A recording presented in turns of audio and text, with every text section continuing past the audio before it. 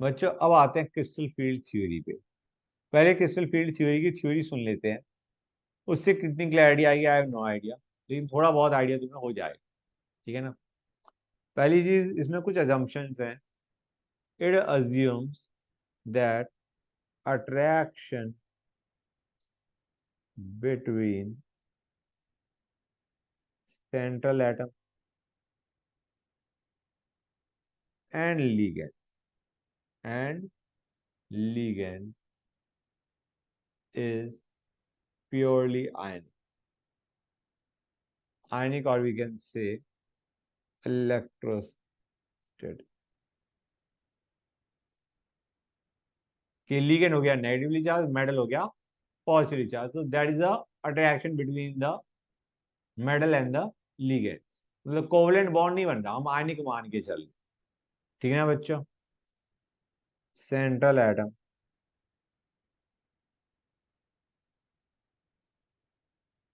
is a positive ion with charge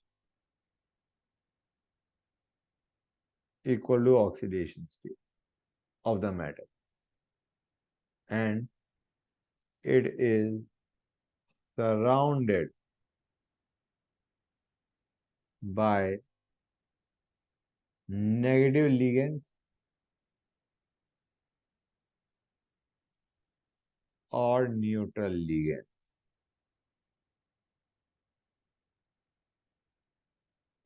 having lone pair of electrons।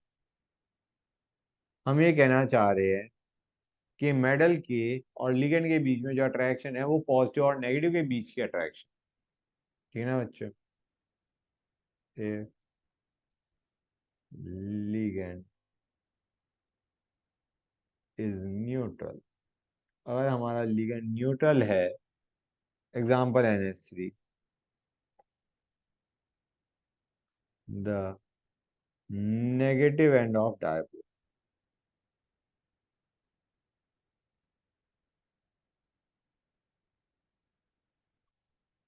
is directed towards metal ion। भाई अगर neutral ligand है, negative है, तो positive negative के बीच की अट्रैक्शन। और हम कह रहे हैं अगर न्यूट्रल है तो किसके बीच में attraction, between the pair of electrons and the metal. समझ आ रहा है नहीं आ रहा है guys?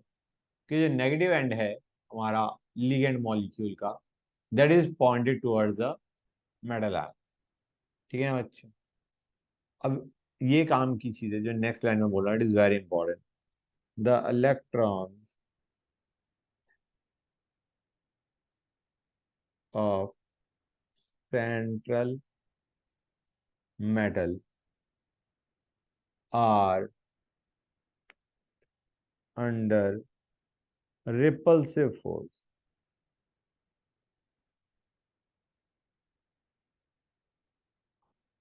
from those of ligand। जो सेंट्रल मेटल एटम की जो इलेक्ट्रॉन्स हैं वो रिपल्शन फेस कर रहे हैं from the electrons of the ligand। ठीक है ना बच्चों। The outer most electron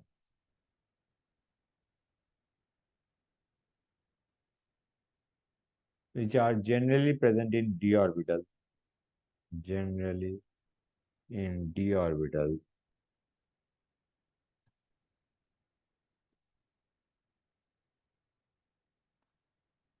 of metal atom occupy those d orbitals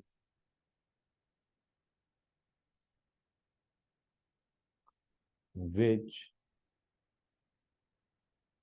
are farthest from direction of approach of ligand। कुछ स्टेटमेंट समझ में आई नहीं आई? मोस्ट वाली तो नहीं आई होगी। हमें कहना चाह रहे हैं,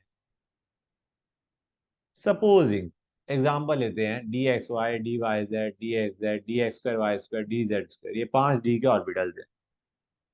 सपोजिंग लिगेंड अप्रोच कर रहे हैं एक्स और वाई एक्सिस के अलाउ, तो कौन सा ऑर्बिटल उसी पाथ पे लाई कर रहा है? लिगेंड एक्स और वाई एक्सिस के अलाउ आ रहे हैं, तो do you realize d x square Y square ligand, sorry orbital की तरफ आ रहे हैं लिगेंड? नहीं समझ आया? Just a sec. ये हमारा ये मत मान के चलना, ये जो ऊपर वाली एक्सिस है ये हमारी जेड एक्सिस है, नहीं, ये हम एक प्लेन में बात करें तो ऐसे मान के लो this is plane of monitor. Okay, ठीक है बच्चे? ये कौन सा होता है? ये होता है हमारा x y, d x y. D x square Y square कैसा होता है? ऐसा। Hold on a sec. Okay guys, ये है, ठीक है ना बच्चों? दोनों मैंने बना दिए, दोनों तुम्हें याद हो गया। X y is lying in between the x and Y axis, x square Y square is lying on the x and Y axis. अब मैं कह रहा हूं लिगेंड अप्रोच कर रहे हैं along x and Y axis. Ligand कहां से आ रहे हैं? यहां से, यहां से, यहां से, यहां से, ठीक है ना? लिगेंड ऐसा अप्रोच कर रहे हैं मेटल एटम को। तो मुझे बताओ, d x square Y square में जो इलेक्ट्रॉन्स हैं, या इनमें जो इलेक्ट्रॉन्स होंगे वो रिपल्शन ज्यादा फेस करेंगे as compare to x y के इलेक्ट्रॉन? हाँ है ना? क्लियर है? क्योंकि एक्स वाई इन बिटवीन है, एग्जैक्टली उसके अलोंग अप्रोच नहीं हो रही। अप्रोच किसके अलोंग हो रही है? एक्स और वाई एक्सिस के अलोंग। तो डू यू रियलाइज इनमें d x square Y square के electrons will face more repulsion than d x y? हाँ है ना? क्लियर है गाइस? तो हम क्या कहना चाह रहे हैं, अगर हमें इलेक्ट्रॉन्स को रखना है तो better x square Y square होगा या एक्स वाई होगा? जहां पे रिपल्शन कम है दैट वुड बी बेटर। तो वही चीज मैंने लिखी है ऊपर। The electrons, the outer most electron जो डी ऑर्बिटल्स में होते हैं, दे ऑक्यूपाई दोज डी ऑर्बिटल्स, वो उन ऑर्बिटल्स में जाना चाहेंगे जो लिगेंड्स की अप्रोच के अलोंग लाई नहीं कर रहे, उन ऑर्बिटल्स में जाना चाहें। क्योंकि अगर वो उस ऑर्बिटल में जहां पे लिगेंड अप्रोच कर रहा है वहां पे तो रिपल्शन ज्यादा हो जाएगी। Ligands are negatively charged, electrons are negatively charged, they want to be as far away from ligands as possible. So they will try to occupy those orbitals which are far away from the approach of ligand. Clear हुआ है नहीं हुआ? They will approach along, they will try to occupy that orbital which is away from the approach of ligand. समझ में आ रहा है नहीं आ रहा है बच्चों? क्लियर हो गई ये चीज?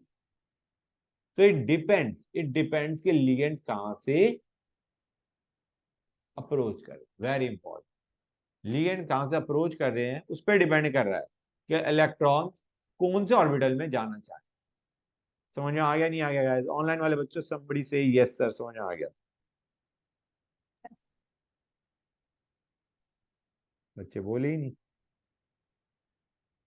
गाइस, जब पूछ रहे यस कौन? सर आ गया। आ गया, गुड। तो कुछ अजम्पशंस करी गई। Ligands are treated as point charge, they are treated as point charge. Okay, ligand को पॉइंट की तरह ट्रीट करा जाता है, not as a big size molecule but as a point. Next, it is assumed that there is no interaction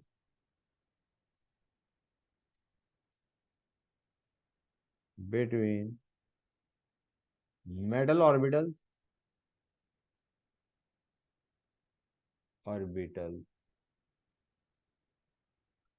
and ligand orbitals.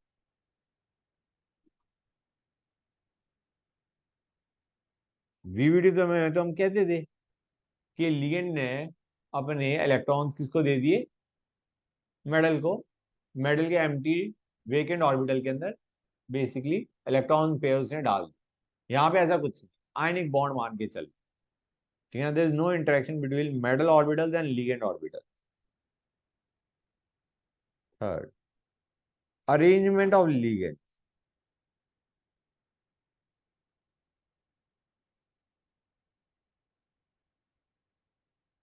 around central metal ion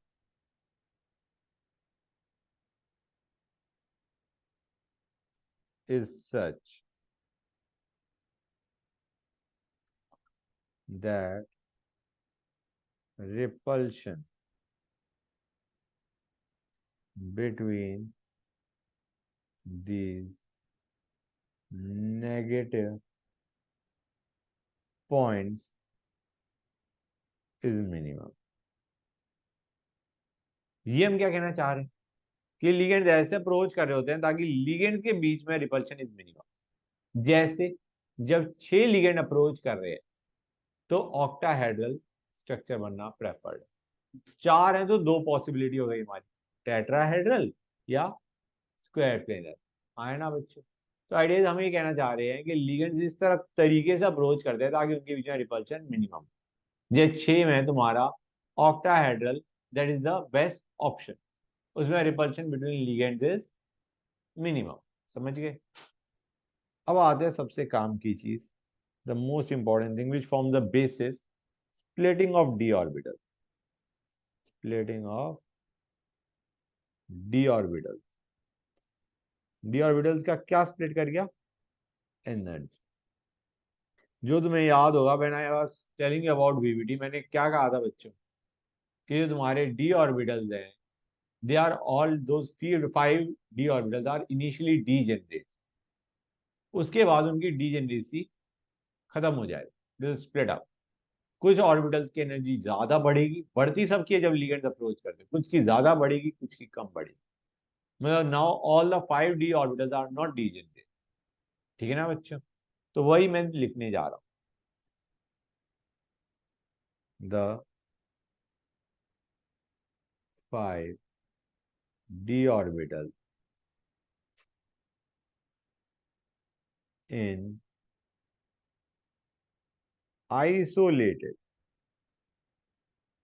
gaseous metal atom या ion for that matter, metal atom or ion are degenerate। Isolated जब हमारे पास metal atom है तो उसमें पांचों D orbitals are degenerate. ठीक है ना बच्चों? पांचों D orbitals are degenerate, that is they have same energy, और I can say they have equal energy. If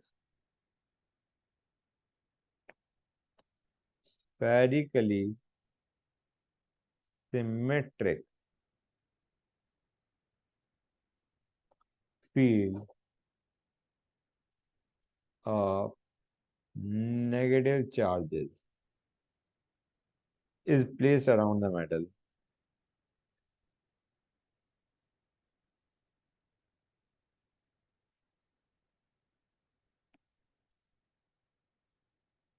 orbitals will remain degenerate।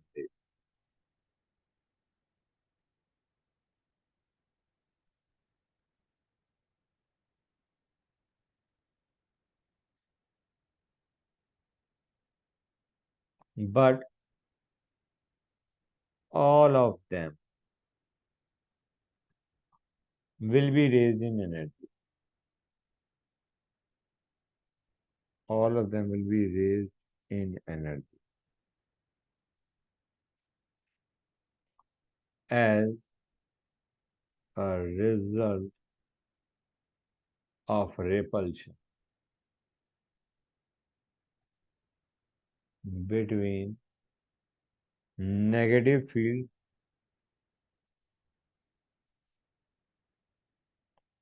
and electrons in orbital।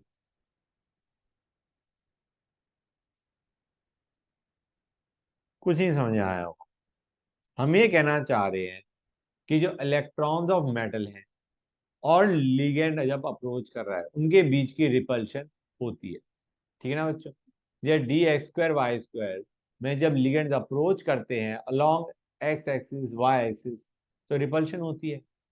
तो एनर्जी ऑफ ऑर्बिटल क्या हो जाएगी? बढ़ जाएगी। रिपल्शन होएगा तो एनर्जी ऑफ ऑर्बिटल बढ़ेगा या नहीं बढ़ेगा? when there is repulsion between ligand के orbitals and metal के orbitals there is going to be increase in energy। Clear है गाइस?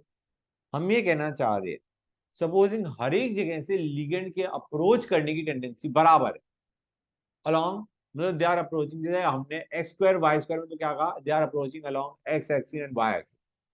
सपोजिंग तुम्हारे पास हर एक जगह से, मतलब कंसिडर काइंड ऑफ स्फीयर के अलोंग लिगेंड्स अप्रोच कर रहे हैं, मतलब ये हो गया हमारा मेटल की ऑर्बिटल्स और ligands are approaching from every direction. तो सारे ऑर्बिटल्स की एनर्जी बढ़ जाएगी, इवनली सारे ऑर्बिटल्स की एनर्जी बढ़ जाएगी। ठीक है ना बच्चों? मतलब अगर लिगेंड्स हर एक जगह से अप्रोच कर रहे हैं तो हम क्या कहेंगे, हर एक ऑर्बिटल की एनर्जी बढ़ गई but they will still be degenerate. समझ आ रहा है नहीं आ रहा है बच्चों? तो वही चीज मैंने लिखी हुई है इन अ बैड स्टेटमेंट, उतनी क्लियर नहीं है, इन अ स्लाइटली बैड लैंग्वेज मैंने यही चीज लिखी हुई है। देखो बच्चों, spherically symmetric field of negative charge अगर मेटल के अराउंड है, spherically symmetric field of negative charge का मतलब समझ आ गया कि नेगेटिव चार्ज अप्रोच कर रहा है मेटल आयन को या मेटल एटम को and it is approaching from spherically symmetric है, मतलब एक तरीके से हर एक जगह से लिगेंड मतलब नेगेटिव चार्ज मेटल की तरफ आ रहा है तो सारे ऑर्बिटल्स की एनर्जी बढ़ जाएगी, शूट कर जाएगी ऊपर। ठीक है, सारे ऑर्बिटल्स की एनर्जी शूट कर जाएगी ऊपर but they will still remain degenerate. पांच ऑर्बिटल्स की एनर्जी सेम बढ़ रही, सेम रहेगी in the sense same amount से बढ़ गई, हर एक की एनर्जी बढ़ गई but the orbital still have the same energy, higher energy but still same. Clear हुआ या नहीं हुआ बच्चों? लेकिन लिगेंड्स तो ऐसा है नहीं कि हर एक जगह से अप्रोच कर रहे हैं, they will be approaching along a definite direction. तो उस केस में सारे लिगेंड्स की एनर्जी बढ़ेगी पहले, ये रिपल्शन तो सारे फेस करेंगे, कुछ कम करेंगे कुछ ज्यादा करेंगे, तो सबकी एनर्जी बढ़ेगी पहली चीज। लेकिन कुछ की एनर्जी ज्यादा बढ़ेगी कुछ की एनर्जी कम बढ़ेगी और डीजेनरेसी क्या हो जाएगी, ब्रेक कर जाएगी। पांच orbitals will now not be degenerate, energy सबकी रेज होगी, कुछ की ज्यादा कुछ की कम। क्लियर हो गया नहीं हो गया बच्चों? That degeneracy is over that. तो वही चीज मैं लिखने वाला हूं। अगर ये जो हमारी फील्ड बन रही है, फील्ड किसकी बच्चों, नेगेटिव चार्ज या इलेक्ट्रॉन रिच बेसिकली है लिगेंड, जब ये हमारा if the field is from influence of real ligand, कि स्फेरिकली सिमेट्रिक नहीं बनता हमारा, they approach along a definite direction, तो symmetry of field is less than spherical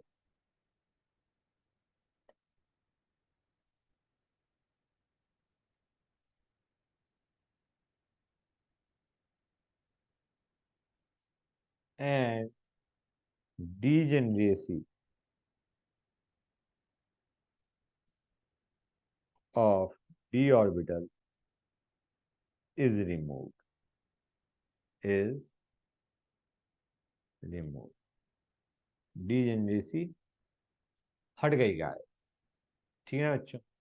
तो बेसिकली हम क्या कहेंगे, it is basically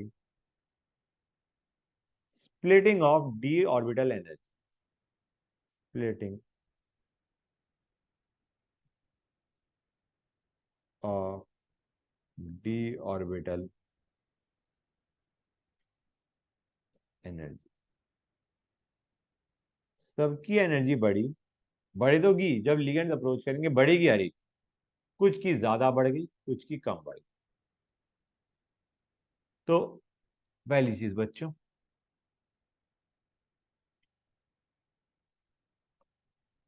D orbitals, d orbitals are divided into two groups. D orbitals are divided into two groups. पहला, orbitals in which lobes lie on axis. Okay बच्चों, axis के ऊपर lie कर रहे हैं lobes of the d orbital. Lobe का मतलब तुम समझ गए, this is the, this and this are the lobes. तो एक्सिस के ऊपर किस किस ऑर्बिटल्स के हमारे लोब लाई करते हैं?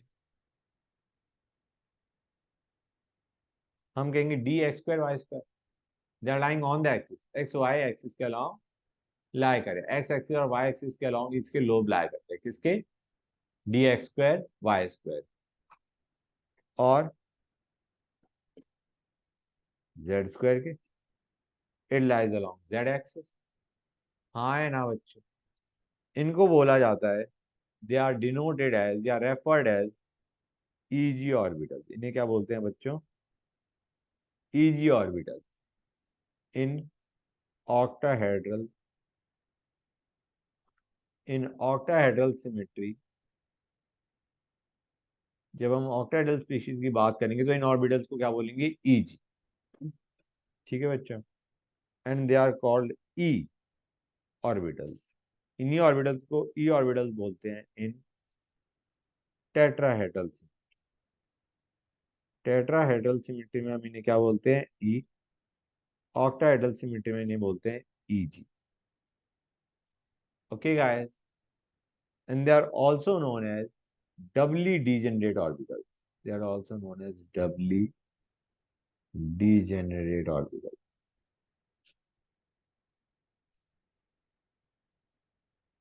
ओके गाइस, ठीक है बच्चों, एक्स स्क्वायर वाई स्क्वायर और जेड स्क्वायर, इसके lobes they lie on the axis, x axis y axis and z axis. इनको डबली डीजेनरेट ऑर्बिटल्स बोलते हैं। ऑक्टाहेड्रल स्पीशीज में इन्हें ईजी ऑर्बिटल्स बोलेंगे, टेट्राहेड्रल स्पीशीज में इन्हें ई बोलेंगे। Next, orbitals, hold on,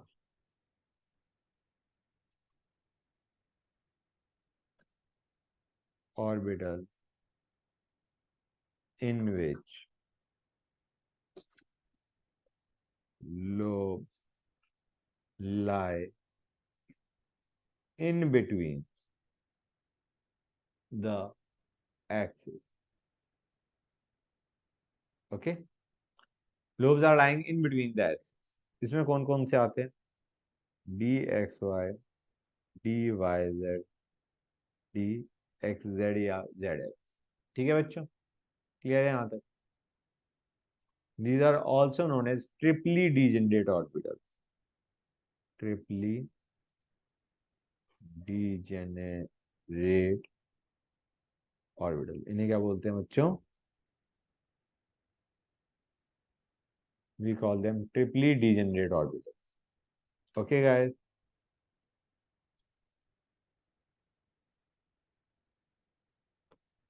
they are known as T2G orbitals. They are known as T2G orbitals in octahedral symmetry. They are called as T2G orbitals in octahedral symmetry. And T2 orbitals in tetrahedral geometry.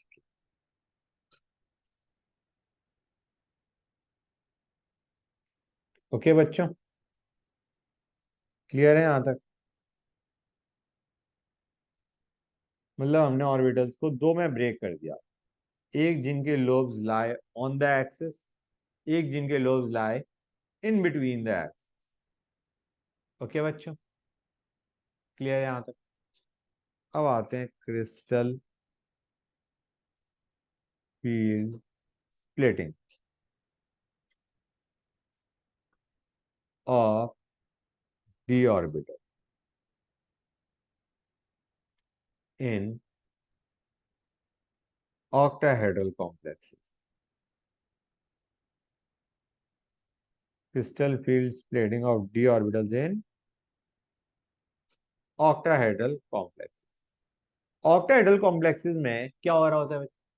चार are approaching along, octahedral species ये होती है ना बच्चों, and this is what you have got. हाँ है ना, this is your octahedral geometry. Now treat this as x-axis, treat this as y-axis, and treat this as z-axis. तो do you realise जो लिगेंड्स अप्रोच कर रहे हैं, they are approaching along x, positive and x and negative x, positive y and negative y, positive z and negative z. That is how the ligands are approaching the metal. They are approaching along x, y and z axis. ठीक है ना बच्चों?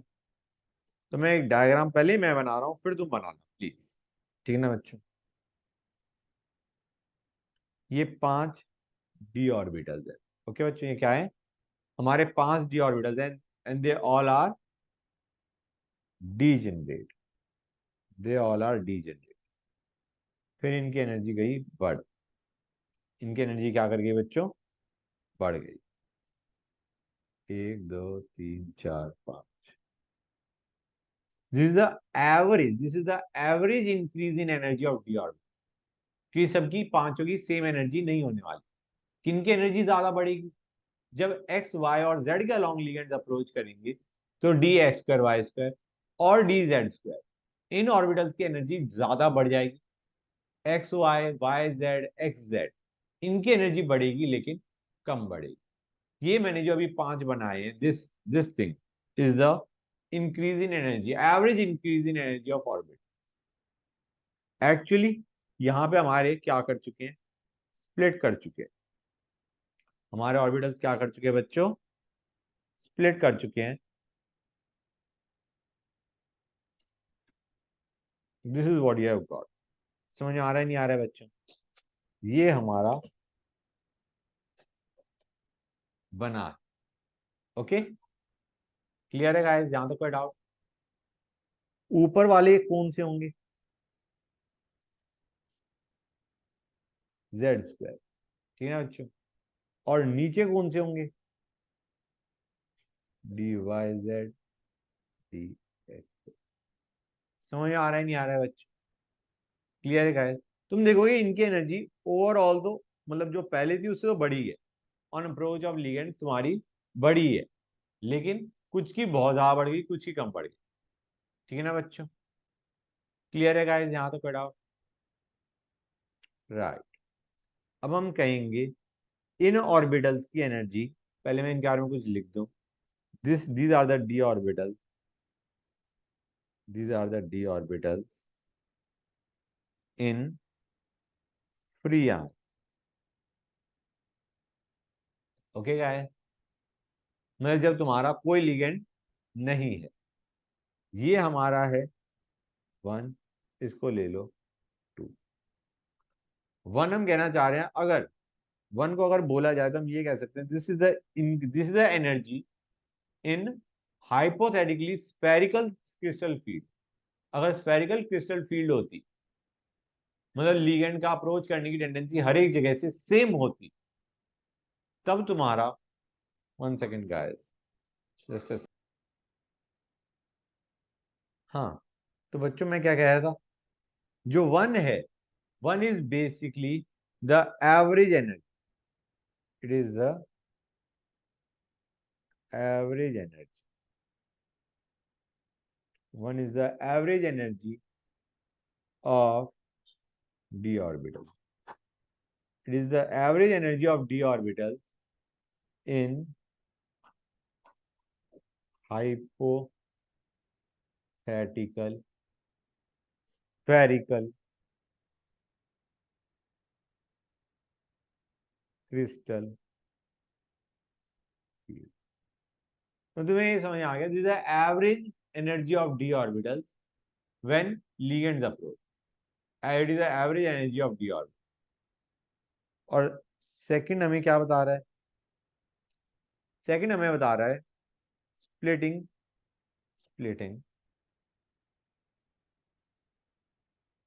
Of d orbitals. अच्छा, किसके orbital split कर रहे हैं? Metal के। हाँ है ना बच्चों? Of metal in octahedral crystal field. समझ में आ रहा है नहीं आ रहा है बच्चों? हाँ या ना? बोलो गाय। अब इसको हम क्या बोलते हैं? We call this barycentre या सेंटर ऑफ ग्रेविटी। ठीक है ना बच्चों? Idea is this is telling us the average energy of d orbital when ligands are approaching it. ठीक है ना बच्चों? जब लिगेंड्स अप्रोच करे उसे, तो this is the average energy of d orbital. इनकी एनर्जी थोड़ी ज्यादा है d x square Y square और डी जेड स्क्वायर की, और इनकी एनर्जी थोड़ी कम है। Right guys? एक का जो राइज आया वो इतना आया, दूसरे का राइज इतना आया। इसको बोलते हैं delta not. This is splitting energy. Splitting energy. Delta not क्या हो गया? Splitting energy in octahedral. Not is for octahedral species, ये डेल्टा ओ मान लो ऑक्टाहेड्रल स्पीशीज। स्प्लिटिंग एनर्जी मतलब कोई एक ऑर्बिटल लो हायर एनर्जी वाला, एक ऑर्बिटल लो लोअर एनर्जी वाला। समझ आ रहा है नहीं आ रहा है बच्चों? एक ऑर्बिटल लिया हमने हाई एनर्जी का, एक लिया लो एनर्जी का, उनके बीच का जो एनर्जी डिफरेंस है दैट इज डेल्टा। समझ गए? कोई डाउट यहां तक? अच्छा, इसको हम क्या लिखते थे? इन दोनों ऑर्बिटल्स को लिखते थे ईजी, इनको क्या लिखते थे? T2G बच्चों। समझ में आ गया नहीं आ गया? क्लियर है गाइस?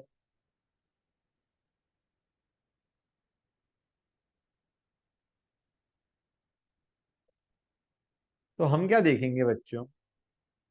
एवरेज से, एवरेज से ये कितना ऊपर है, एवरेज से ये कितना ऊपर है, और ये एवरेज से कितना नीचे है। ठीक है बच्चों? तो देखा गया गया ये आता है 0.6 डेल्टा नॉट, ये आता है 0.4 डेल्टा।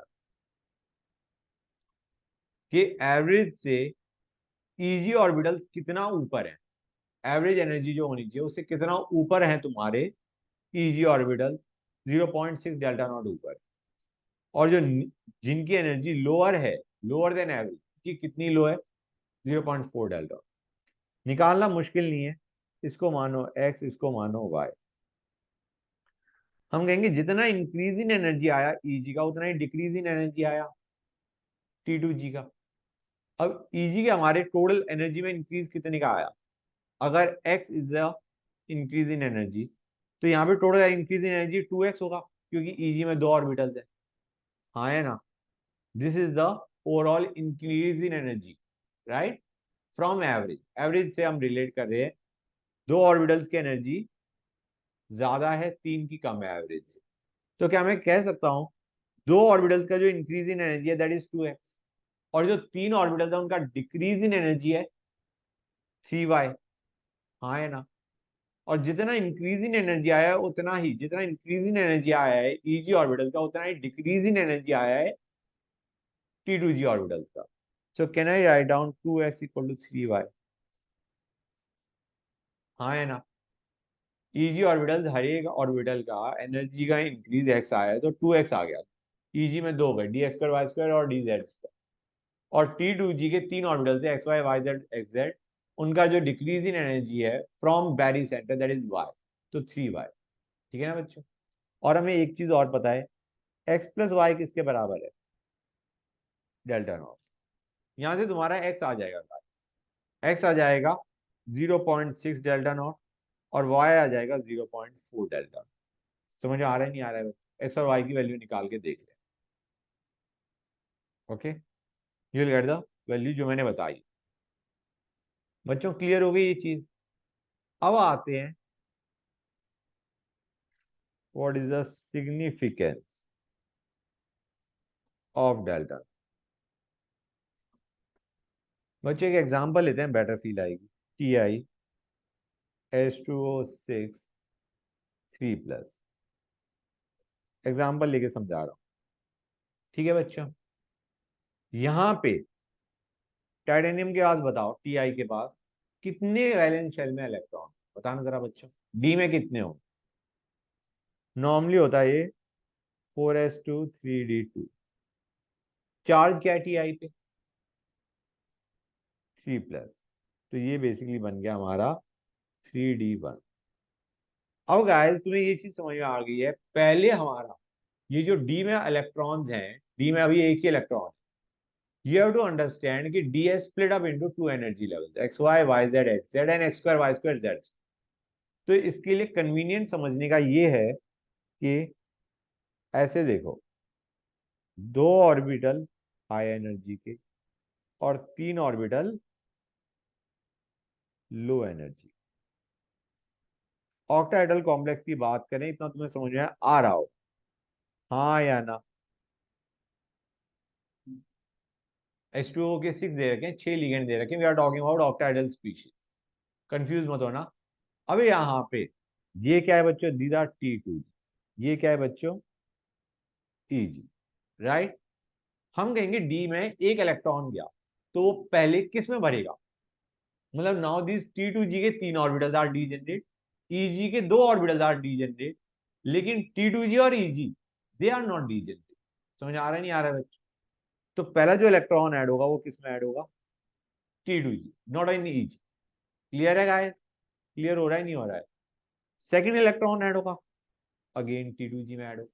मतलब अगर 3d2 कॉन्फ़िगरेशन होती, 3 होती, तो यहां पे जाते। अब आते हैं फोर्थ पे।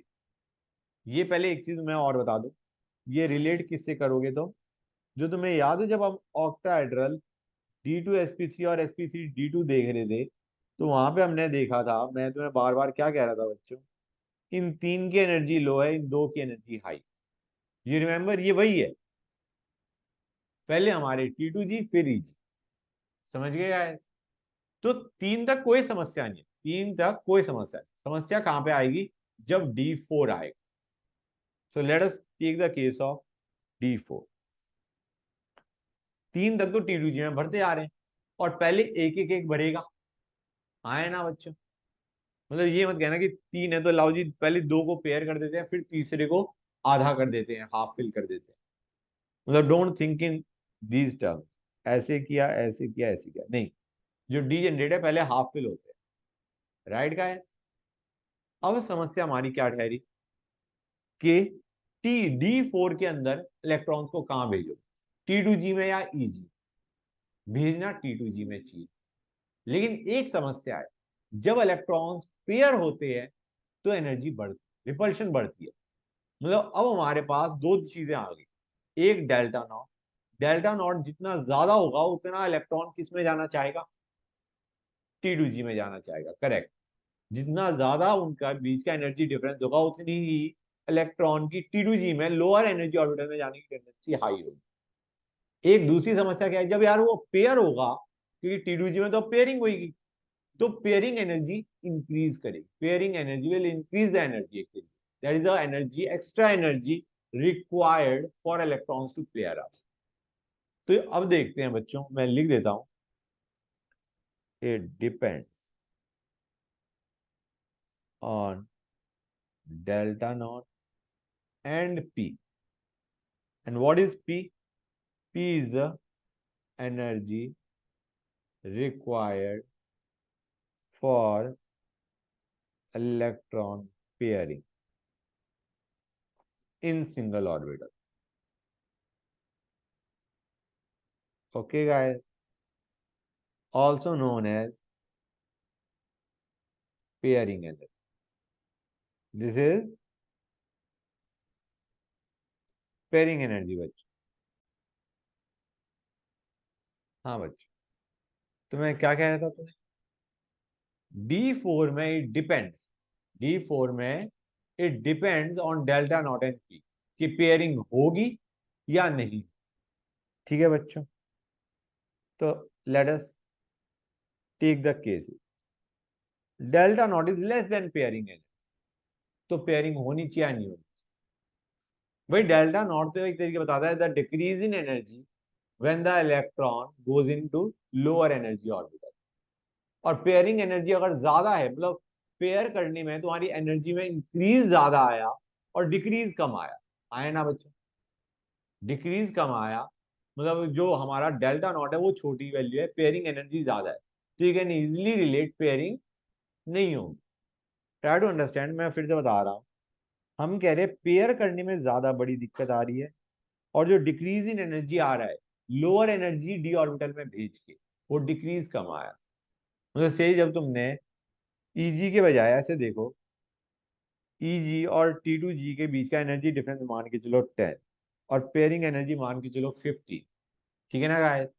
हम कहेंगे जब T2G में गया instead of e g, there is a decrease in energy of 10, मतलब इधर ना भेज के हमने किधर भेजा, नीचे, तो डिक्रीज इन एनर्जी कितने का आया, 10 का। अगर ईजी में जाता तो there would have been increase in energy of 10, T2G में भेज रहे हो तो हमारा डिक्रीज ऑफ एनर्जी 10 आया है, लेकिन पेयर अप हो गया तो ओवरऑल इंक्रीज इन एनर्जी 15 का आ गया, मतलब net there is increase in energy. तो इलेक्ट्रॉन तो लोअर एनर्जी वाले में जाना चाहेगा जहां पे उसको फायदा हो रहा है, स्टेबिलिटी मिल रही है। क्लैरिटी आई या नहीं आई, मतलब अगर तुम्हारी pairing energy is more than splitting energy, there is going to be no pairing. समझ में आ रहा है नहीं आ रहा है बच्चों, कोई डाउट? ऑनलाइन वाले बच्चों बताओ मुझे। Yes sir. तो इसको बोलते हैं वीक फील्ड या हाई स्पिन सिचुएशन, इसको क्या बोलते हैं, वीक फील्ड या हाई स्पिन सिचुएशन। समझ में आया या नहीं आया, क्लियर हो गई? It is known as weak field या हाई स्पिन सिचुएशन बच्चों। तो बेसिकली ये डेल्टा नॉट किस पे डिपेंड करता है, टाइप ऑफ लीगेंड। अगर लीगेंड वीक है तो हमारा जो स्प्लिटिंग एनर्जी है वो क्या होगी, कम होगी। समझ आ रहा है नहीं आ रहा है बच्चों? अगर लिगेंड वीक है तो delta not is going to be less, और डेल्टा नॉट लेस होगा तो क्या तुम्हारी पेयरिंग होगी, नहीं होगी। समझ आ रहा है नहीं आ रहा है बच्चों? तो इन दिस केस अगर मैं, let me take example of D5 configuration, D5 में डू यू रियलाइज T2G में 3 जाएंगे और EG में 2 जाएंगे, ये चीज समझ में आ रही नहीं आ रही, मतलब पेयरिंग नहीं हुई। पहले तुम्हारे ये 3 भर गए आधे आधे, और फिर EG भर गए आधे आधे, there was no pairing that took place. D5 में ये कॉन्फ़िगरेशन बनी। समझ आ रहा है नहीं आ रहा है बच्चों, कोई डाउट यहाँ पे? तो इसमें हमारा ये हो गया। सेकंड केस पे आते हैं, delta not is greater than pairing energy. Pair करने से जो इंक्रीज इन एनर्जी आया उससे ज्यादा डेल्टा नॉट, मतलब ओवरऑल हम क्या समझ जाएंगे, पेयरिंग करने में फायदा है, कि पेयरिंग एनर्जी से ज्यादा स्टेबलाइजेशन मिलेगा उससे। समझ आ रहा है नहीं आ रहा है बच्चों? पेयरिंग करने से बेटर, मतलब पेयरिंग करने के बावजूद उसमें स्टेबलाइजेशन आ रहा है, because delta not is greater than pairing energy. तो अगर delta naught greater than pairing energy है तो क्या होगा बच्चों, पेयरिंग टेक्स प्लेस। हाँ है ना, this is strong field low spin situation. Hold on a second. हाँ बच्चों, गाइस क्लियर है यहां तक? ये है हमारा स्ट्रॉन्ग फील्ड या लो स्पिन सिचुएशन। ओके, इसमें बेसिकली क्या हो गया, इलेक्ट्रॉन्स T2G में ही जाएंगे, जो फोर्थ इलेक्ट्रॉन जाएगा वो T2 में जाएगा, फिफ्थ किस में जाएगा? T2G में जाएगा। सिक्स किस में जाएगा? T2G में जाएगा। सेवन से तुम्हारा Eg में जाने शुरू, जब T2G पूरा भर गया तब Eg में इलेक्ट्रॉन जाए। समझ आ रहा है नहीं आ रहा है बच्चों? क्लियर हुई ये चीज या नहीं हुई guys?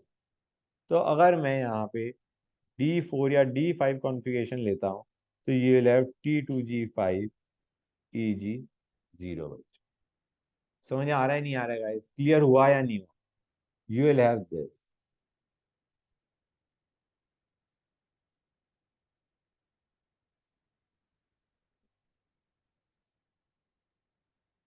One, two, three, four, five. समझे या नहीं समझे बच्चों? I hope it is clear to you now. बताओ, क्लियर हो गया ना? मतलब जब पेयरिंग एनर्जी ज्यादा तो नो पेयरिंग, डेल्टा नॉट ज्यादा पेयरिंग हो जाए। Guys clear? कोई डाउट किसी बच्चे को यहां तक? अच्छा एक और चीज, it is observe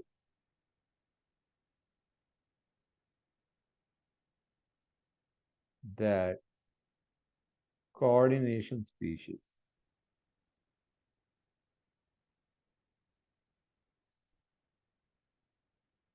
with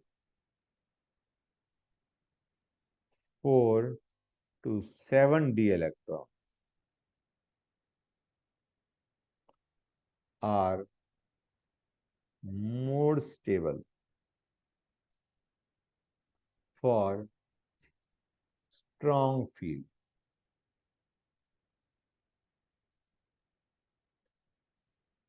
as compared to weak field cases.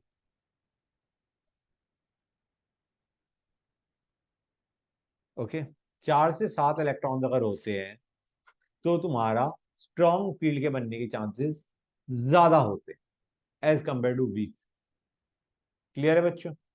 It is more stable, the complex is more stable for strong field ligands as compare to weak field ligands. D4 से D7। ठीक है बच्चों? यहां तक किसी भी बच्चे को कोई डाउट है तो बताओ, बोलो। अब आते हैं next, crystal field effects for weak and strong octahedral field.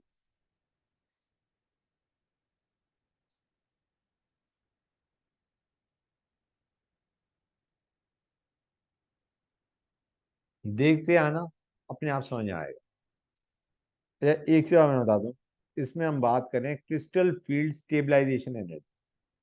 Crystal field stabilisation energy, ये बेसिकली बता रहा है कि कितनी ज्यादा स्टेबलाइजेशन मिल रही है कॉम्प्लेक्स को। ठीक है बच्चों? जैसे अभी देखते हैं, बेटर फील्ड तभी आएगी। पहले आते हैं weak field ligand. Weak field ligand उठा रहे। सबसे पहले क्या होगा बच्चों हमारे पास? D1। D1 अगर एक इलेक्ट्रॉन है डी ऑर्बिटल, अगर एक इलेक्ट्रॉन है डी ऑर्बिटल तो कितना डिक्रीज इन एनर्जी है? अगर हमारा डी में एक इलेक्ट्रॉन तो किस में होगा? T2G में होगा। ठीक है ना बच्चों? D1 का मतलब हो गया T2G के अंदर एक इलेक्ट्रॉन। तो मुझे बताओ उसके अंदर एवरेज से कितना डिक्रीज था एनर्जी? 0.4 delta not. तो क्या मैं कह सकता हूँ यहाँ पे जो crystal field stabilisation energy that is 0.4 delta not? हाँ है ना? एक चीज और, साइन ये नेगेटिव होता है इसके आगे। स्टेबलाइजेशन एनर्जी है, कितना स्टेबलाइज हुआ, एनर्जी कितनी स्टेबल है, तो मतलब there is a negative sign in front of everything that I am writing. Crystal field stabilisation, this is your CFS। CFS D2 है, मतलब T2G2। T2G में 2 इलेक्ट्रॉन, हर एक की स्टेबलाइजेशन कितनी की हुई है? 0.4 डेल्टा नॉट। तो यहाँ पे 0.8 डेल्टा नॉट आएगा नहीं आएगा? गुड। D3 में क्या होगा बच्चों? 1.2 डेल्टा नॉट आएगा। अब आते हैं D4 पे। यार डिक्रीज इन एनर्जी आया 1.2 डेल्टा नॉट का। अब ये जो इलेक्ट्रॉन है, जो हमारा फोर्थ इलेक्ट्रॉन है, वो किस में गया है? Eg में गया जाएगा। वीक फील्ड लिगेंड लिया है, पेयरिंग नहीं होगी। वीक फील्ड लिगेंड का मतलब बेसिकली क्या हो गया? वीक फील्ड लिगेंड का मतलब हो गया delta not is less than pairing energy. Pairing नहीं हो रही, मतलब T2G में 3 है, Eg में क्या है? 1। तो 1.2 डेल्टा नॉट का तो स्टेबलाइजेशन आया, मतलब डिक्रीज आया, और 0.6 डेल्टा नॉट का इंक्रीज आया। तो 0.6 डेल्टा नॉट आया, 1.2 डेल्टा नॉट का डिक्रीज और 0.6 डेल्टा नॉट का इंक्रीज, दोनों को सब्ट्रैक्ट कर दिया, और ये सारे नेगेटिव साइन के साथ हैं, मतलब माइनस। ओके। D5 में क्या होगा बच्चों? 0। हाँ है ना? कि और 0.6 ये कहां से आ रहा है? Basically you must be able to understand कि हमने 3 करा 0.4 डेल्टा नॉट क्या, और 2 किया 0.6 डेल्टा नॉट के साथ। समझ में आ रहा है नहीं आ रहा है बच्चों? क्लियर हो गई ये चीज? अरे माइनस, ये सारे के सारे माइनस के साथ चल। D6 में क्या आएगा बच्चों? D6 में क्या आएगा? Again it will be 0.4 delta not. ऐसे मान के लो D5 ने तो सबको कैंसिल कर दिया। अब ये जो इलेक्ट्रॉन आ रहा है किस में जा रहा है? T2G में जा रहा है। It is going in T2G। मतलब यहाँ पे D6 का बेसिकली कॉन्फ़िगरेशन हमारी क्या है? D6 क्या है बच्चों? It is T2G4 Eg2। This is T2G में 4 और Eg में 2। समझ में आया नहीं आया बच्चों? क्लियर हो गई ये चीज? गुड। D7 पे आ जाते हैं। अभी पेयरिंग हो चुकी है हमारी यहाँ पे, मतलब यहाँ पे हमारी पेयरिंग हो चुकी है। अब हमारी T2G में पेयरिंग हो गई। कितना आएगा बच्चों ये? 0.8 डेल्टा। D8 1.2 delta. हाँ है ना? D8 क्या है? T2G में कितने? 6, Eg में 2। D9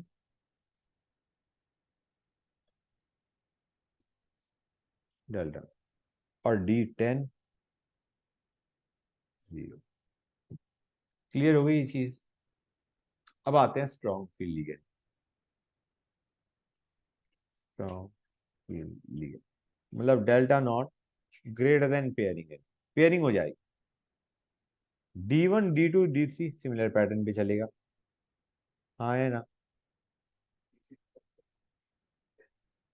हाँ, करेक्ट करेक्ट। थोड़ा सेक बच्चों, just a sec guys.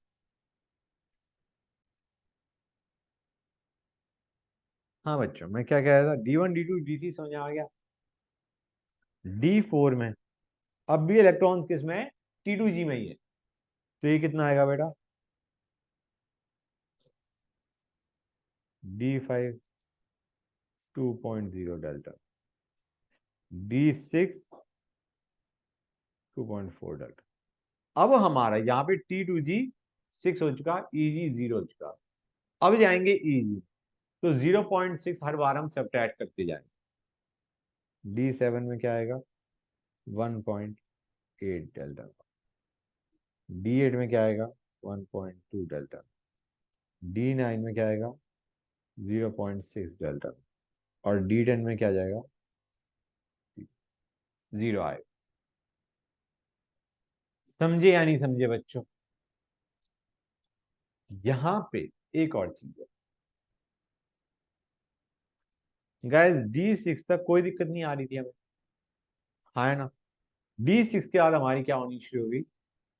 Eg में बढ़ना शुरू, जिसके वजह से 0.6 डेल्टा नॉट का हर बार डिक्रीज आ रहा है। क्लियर है? मतलब ये चीज में तो कोई दिक्कत नहीं ना? ओके।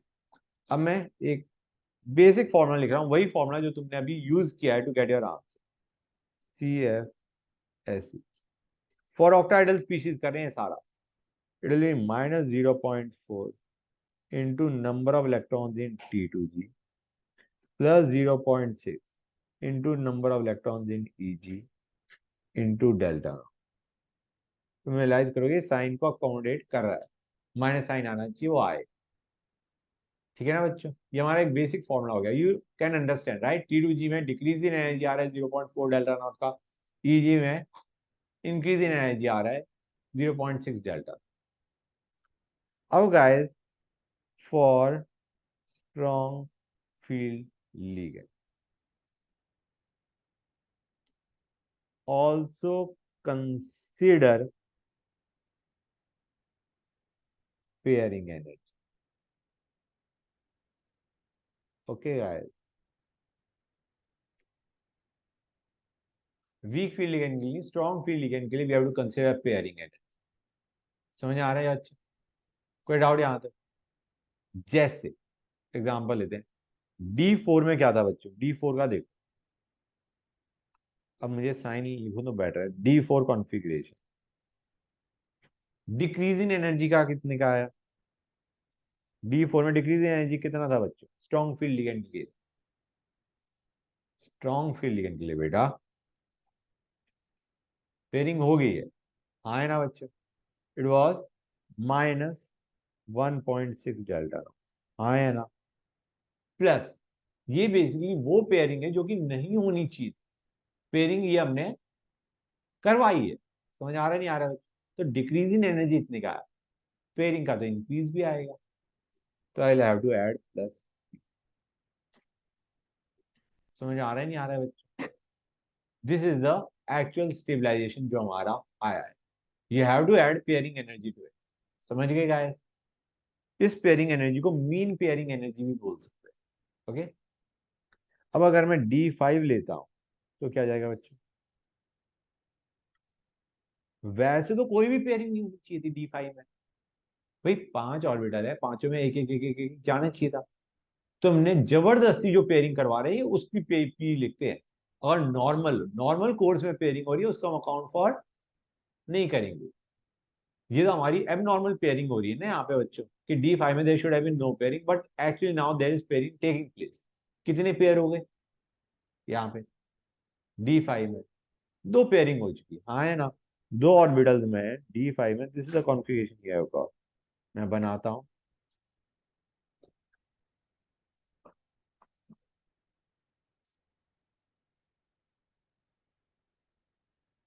हाँ बेटा, ओ सॉरी मेरा ध्यान नहीं गया, -2.0 डेल्टा। ठीक है बच्चों, plus 2p, where p is the mean pairing energy. समझ आ रहा है नहीं आ रहा है बच्चों? क्लियर हुआ है नहीं हुआ? ये हमारा T2G5 था, EG0 था, राइट बच्चों? कोई डाउट यहाँ तक? किसी भी बच्चे को कोई डाउट? तो ये पेयरिंग एनर्जी तब यूज आती है जब स्ट्रॉन्ग फील्ड लिगेंड जबरदस्ती हमारा पेयरिंग करवा देता है। समझ गए? कोई डाउट नहीं यहाँ तक? गुड। अब आते हैं, we are done with octahedral complex. Octahedral complexes हमने देख लिया, अब आते हैं crystal field plating in tetrahedral complex.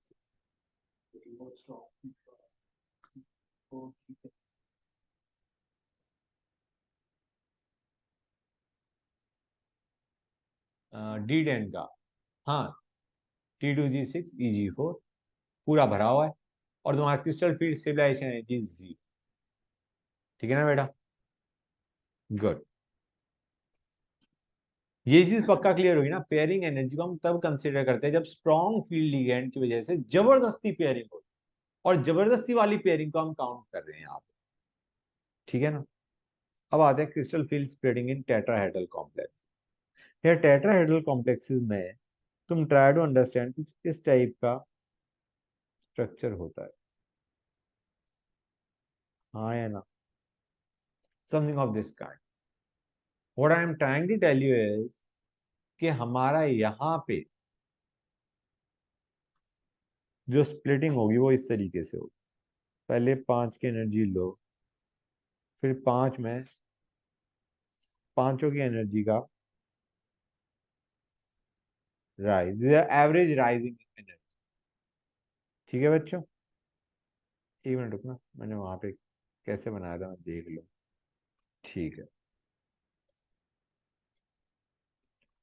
Just सेक। ठीक है बच्चों, ये 5 से एवरेज इंक्रीज इन एनर्जी। यहाँ पे ज्यादा इंक्रीज किसका आने वाला है भाई? ये जो अप्रोच कर रहे हैं, जो लिगेंड्स की अप्रोच है, that is in between the axis. बच्चों समझ आ रहा है नहीं आ रहा है? मतलब d x y, d y z, d x z, इनकी एनर्जी बढ़ जाएगी ज्यादा। ये और जो ईजी है, या जिनको हम इसमें क्या बोलेंगे बच्चों?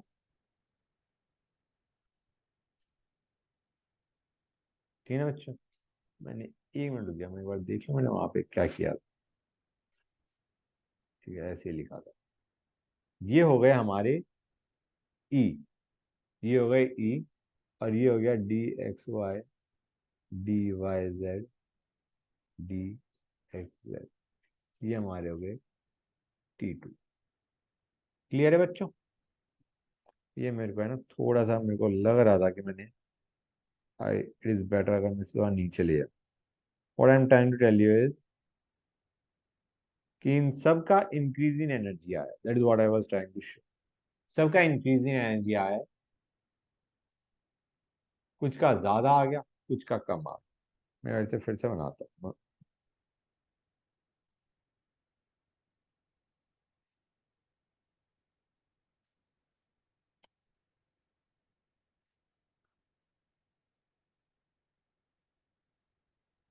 समझिए guys, E and T2, this was your, ये क्या था बच्चा तुम्हारा? This was barycentre, barycentre. Splitting energy कितनी है बच्चों? Delta T, T for tetrahedral. ठीक है ना बच्चों? अब यहाँ पे इंक्रीज एनर्जी कितने का आएगा बच्चों?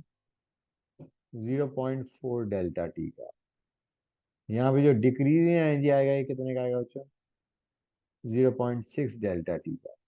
यू कैन इजिली रिलेट, ये एक्स है ये वाई है, you will have 3x equal to 2y over here. हाँ या ना? And you will have x plus y equal to delta t. समझे या नहीं समझे गाइस? बताओ मुझे, क्लियर हो गया? बिल्कुल,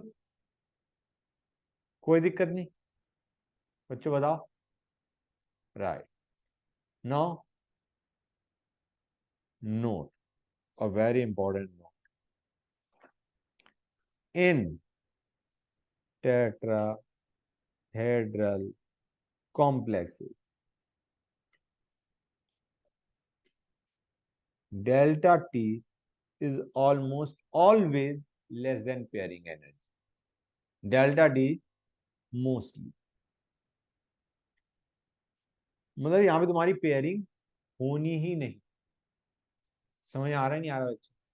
टेट्राहेड्रल कॉम्प्लेक्सेस में पेयरिंग नहीं होती। क्यों नहीं होती? क्योंकि बेटा डेल्टा टी इज रफली 4.9 डेल्टा। तुमने सेम मेटल आयन लिया, सेम लिगेंड लिया, ऑक्टाहेड्रल कॉम्प्लेक्सेस में स्प्लिटिंग ज्यादा होगी for that same combination of metal and ligand, और टेट्राहेड्रल में काफी कम स्प्लिटिंग। मतलब ये जो मैं delta D equal to 4/9 delta naught है, that is for same metal and same ligand. एक में तुमने 4 लिगेंड लगाए हैं, एक और तुमने 6 लिगेंड लगाए। तो 6 लिगेंड लगाओगे तो स्प्लिटिंग ज्यादा होगी, 4 लिगेंड लगाओगे स्प्लिटिंग कम होगी। समझे या नहीं समझे बच्चों? ये चीज क्लियर हुई या नहीं हुई? गुड। और अगर हमारा delta D less than pairing energy है, hence they generally form high spin complex. High spin complexes बनेंगे या नहीं बनेंगे? बोलो guys, do you realise or not, यहाँ पे क्या बनेंगे बच्चों? High spin complex. पेयरिंग नहीं हो रही, पेयरिंग नहीं होती तो उसमें हम क्या बोलते हैं? High spin complex. पेयरिंग होगी लो स्पिन कॉम्प्लेक्स। ठीक है ना बच्चों? तो टेट्राहेड्रल कॉम्प्लेक्सेस में जनरली हाई स्पिन कॉम्प्लेक्सेस बनते हैं, क्योंकि जो स्प्लिटिंग एनर्जी है delta T, that is less than pairing energy, pairing नहीं करवा पाएगा। ठीक है ना बच्चों?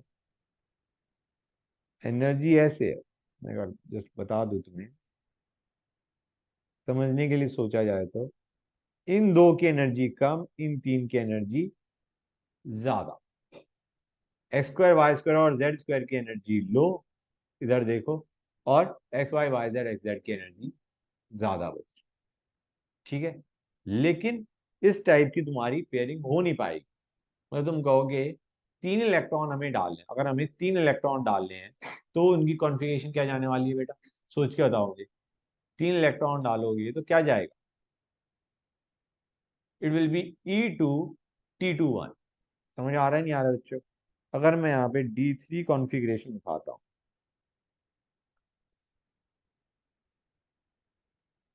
ये E और ये T2, समझ आ रहा है नहीं आ रहा बच्चों? ये E और ये T2, 3 इलेक्ट्रॉन है तो हमारा ये बनने वाला। दिस वॉज, इन दोनों के बीच का जो एनर्जी डिफरेंस है, that is delta T. Getting the idea now? और pairing energy is more than delta T. Splitting energy से ज्यादा हमारी पेयरिंग एनर्जी है, तो there is no pairing that takes place. Clear हो गया गाइस? ऑनलाइन वाले बच्चों हाँ या ना में कुछ बोलोगे? क्लियर है? कोई डाउट किसी बच्चे को यहाँ तक? तो CFSE क्या होगा? For tetrahedral species. हम कहेंगे इसमें डिक्रीज इन एनर्जी कितने का आता है बेटा? 0.6 डेल्टा टी का। हाँ है ना? बताओ मुझे। और इंक्रीज इन एनर्जी कितने का आएगा? हाँ या ना? ये चीज समझ आई नहीं आई जो मैंने अभी लिखा? 0.6 times number of electrons in E orbital plus 0.5 number of electron, 0.4 number of electrons in T2 orbital into delta. Basically ये वाले यार, ये इसके लिए हमने -0.6 ले लिया और इनके लिए हमने +0.4 ले लिया। क्लियर है बच्चों? कोई डाउट किसी बच्चे को? कर सकते हो मतलब, राइट? तुम्हें इसका, अगर मैं तुम्हें वो कहूँ कि क्या बनाओ, क्रिस्टल फील्ड स्टेबलाइजेशन एनर्जी का बनाओ, तो you can make a diagram like this, इस टाइप। और हम वीक फील्ड का ही बनाएंगे, स्ट्रॉन्ग फील्ड का बनेगा नहीं, क्योंकि strong delta t is very very less than delta, उसका आधा है। There is no pairing that takes, delta t will always be less than pairing energy. तो इसका इस टाइप का बनेगा। हाँ है ना बच्चों? क्लियर है? का है? एक काम करते हैं, बना के देखना है। D1 में क्या आएगा बच्चों? -0.6, मतलब माइनस साइन में हटा रहा हूँ, it be 0.6 delta T. D2 में कितना आएगा बच्चों? Delta T. D3 में कितना आएगा बच्चों? 0.8 आएगा नहीं आएगा बच्चों? 0.8 डेल्टा टी। D4 में क्या आएगा बच्चों? D5 में क्या आएगा बच्चों? 0। D6 में कितना आएगा बच्चों? Again 0.6 delta T.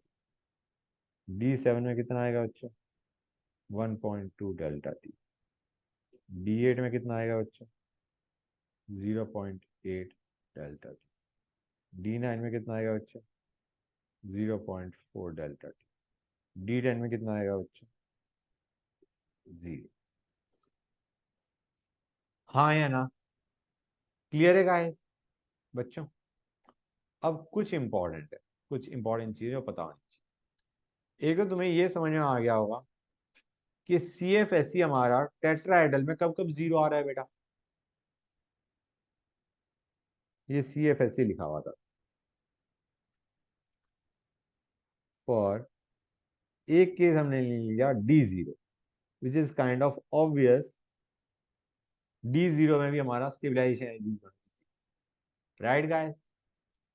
अब इसके एग्जाम्पल देख, there are some examples of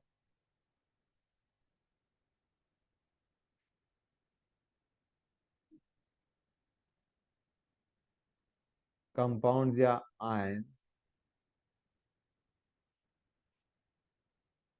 which are tetrahedral.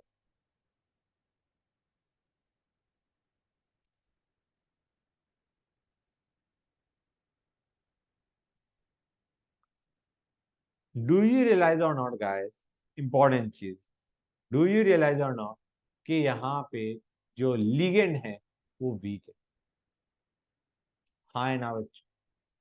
तो आइडिया क्या है, यहाँ पे तुम्हारा टेट्राहेड्रल कॉम्प्लेक्सेस बन फैक्टर में। ठीक है बच्चों, क्लियर है? कोई डाउट किसी बच्चे को यहाँ तक? थोड़ा सा कई बार कंफ्यूजन हो जाता है, हम कहते हैं TiCl4, टी पे क्या होता है, हम कहेंगे it has got 4s2 3d, charge हमने हटा दिया तो क्या हट गया, 4s के इलेक्ट्रॉन भी गए, 3d के भी गए। अब तुम you are kind of confuse के सर अगर हम इसे थोड़ा वैसे रिलेट करें कि टेट्राहेड्रल को रिलेट करना चाहोगे तो तुम कैसे देखोगे। What I am trying to relate is VBT and CF। तो तुम क्या करोगे, हाइब्रिडाइजेशन की टर्म में सोचा जाए टेट्राहेड्रल को किससे रिलेट करते हैं बच्चों, sp3 से, राइट। तो आइडिया क्या है, यहाँ पे थोड़ा कंफ्यूजन हो जाता है बच्चों को कि सर हमने S क्यों लिया, D क्यों नहीं लिया। समझ गए कि SBMT है, DBMT है, 3DMT 4SMT। तो आइडिया क्या है, इसीलिए मैं कह रहा हूँ इन्हें याद, इसको ऐसे रिलेट करो, वीक लिगेंड है तो तुम्हारा क्या जाएगा बच्चों, टेट्रा है। क्लियर है गाइस, कोई डाउट यहाँ तक? बेसिकली तुम्हारा देखा क्या गया है, for D0, D2, D5, D7, D10 and week ligand, उनमें हाइब्रिडाइजेशन क्या होती है, sp3। समझ आ रहा है नहीं आ रहा बच्चों? It results in tetrahedral complex, it results in tetrahedral complex, that's the easy way to say. समझ आ रहा है नहीं आ रहा है? लिगेंड अगर वीक है तो these will result in tetrahedral complexes. Just a fact, remember fact that you have got to remember. आगे चलते हैं, now let us go on to, ये हमारा हो गया। कोई डाउट यहाँ तक किसी बच्चे को? अब आते हैं क्रिस्टल फील्ड प्लेटिंग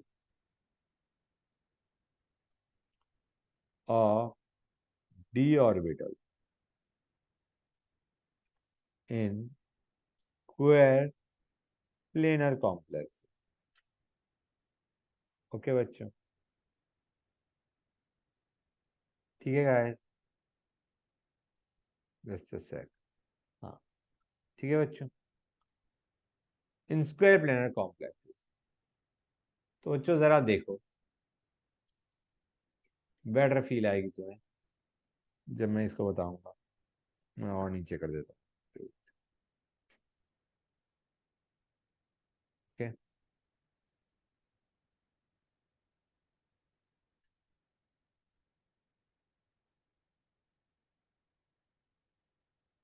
ओके।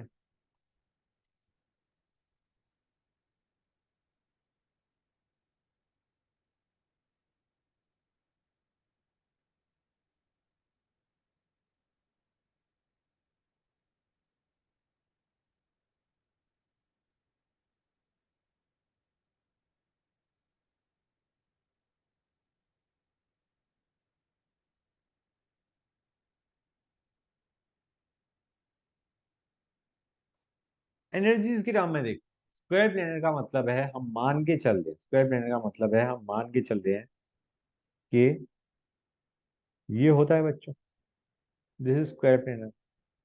हम मान के चल रहे हैं they are approaching along x and Y axis, they are approaching along x axis and Y axis. तो you can automatically realise X square Y square सबसे ज्यादा शूट करेगा, हाँ या ना? एक्स स्क्वायर वाई स्क्वायर सबसे ज्यादा शूट करेगा, क्लियर है गाइस? उससे कम कौन शूट करेगा? यार एक्स वाई को भी शूट कर जाना चाहिए, ऑल्दो इन बिटवीन है, लेकिन फिर भी अप्रोच तो हो रहा है ना, हाँ है ना बच्चों? क्लियर है guys? X square Y square सबसे ज्यादा, देखते आओ, एक्स स्क्वायर वाई स्क्वायर सबसे ज्यादा, इसकी एनर्जी सबसे ज्यादा शूट करेगी, फिर डी एक्स वाई की शूट करेगी, ठीक है ना बच्चों? अब डी जेड स्क्वायर की वैसे तो कम होनी चाहिए, लेकिन उसकी जो रिंग है, जो उसका टोरस है, वो तो तुम्हारा एक्स वाई प्लेन में लाई करता है नहीं करता है बच्चों? And do you realize d Z square is like this, ये रिंग तो एक्स वाई में है, तो फिर आएगा तुम्हारा क्या बच्चों? डी जेड स्क्वायर, और सबसे कम कौन सा होगा? X Z Y Z.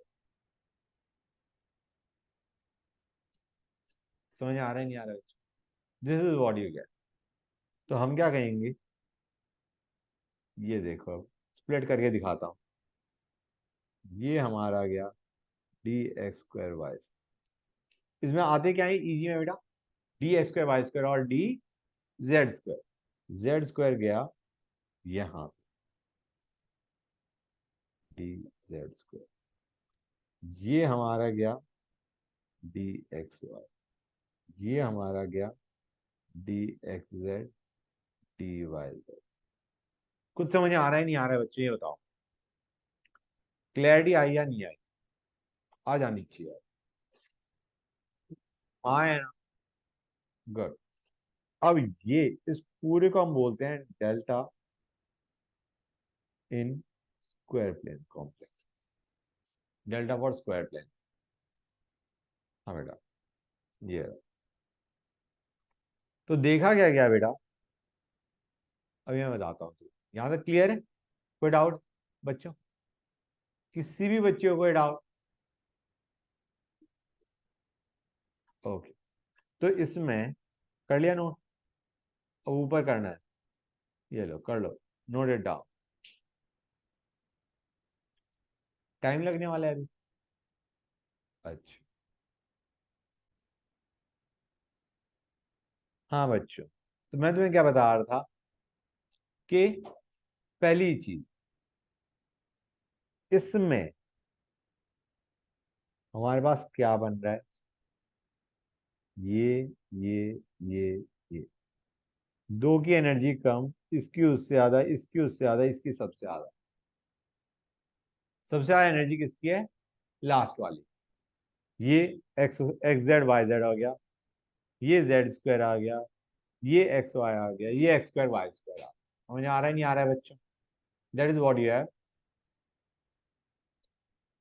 Got.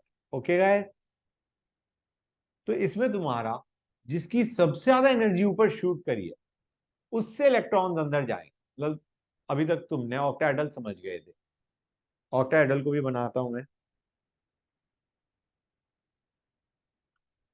एक दो तीन चार पाँच। हमने जब स्पीशीज देख रहे थे, वीबीटी देख रहे थे, तो हमने क्या देखा था?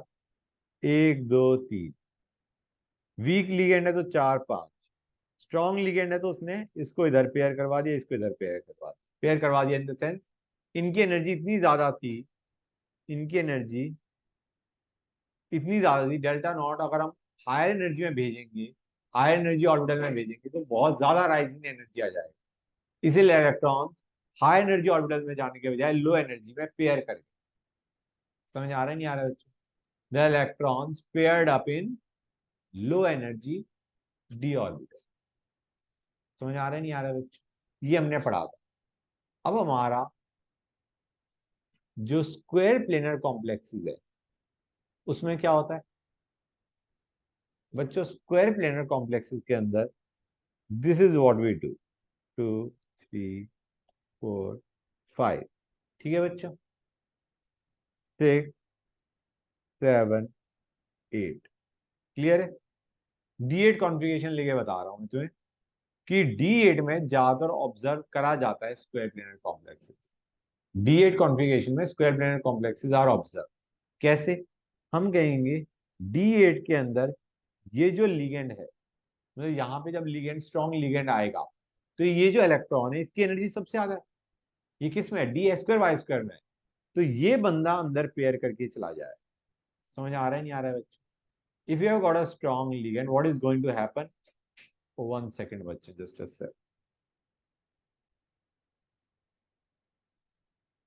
हाँ बच्चों, तो मैं तुम्हें ये कह रहा था कि ये हमारा था, राइट?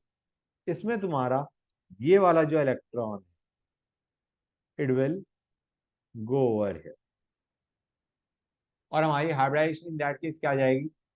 DsP2, जो स्क्वायर प्लेनर के लिए होता है। VBD से हम रिलेट कर रहे हैं इसे। समझ आ रहा है नहीं आ रहा है बच्चों? कोई डाउट यहां तक? तो मैं लिख दूं square planar complexes is favored by metal ions having D8 configuration in presence of किस टाइप के लिगेंड बच्चों? Strong ligand. In presence of strong ligand. Clear है गाइस? समझ में आया नहीं आया बच्चों, ये बता दो मुझे। गाइस बोलो। Yes, sir. In presence of strong ligand D8 अगर कॉन्फ़िगरेशन है तो उसमें DsP2 या स्क्वायर प्लेनर कॉम्प्लेक्स बनेगा। समझ गए गाइस? कोई डाउट किसी बच्चे को? Right, it is very important, this was very very important. समझ में आ गया है तो अच्छी बात। ठीक है गाइस, अब आ जाते हैं comparison. Comparison of splitting in square planar, octahedral and tetrahedral speech. Comparison of crystal field splitting in all cases। तो देखा क्या गया बच्चों? Delta t is less than delta not is less than delta in square planar complex. समझ आ रहा है बच्चों? मतलब अगर मैं डायग्राम की टर्म्स में बोलूं तो कुछ ऐसा जाने वाला है।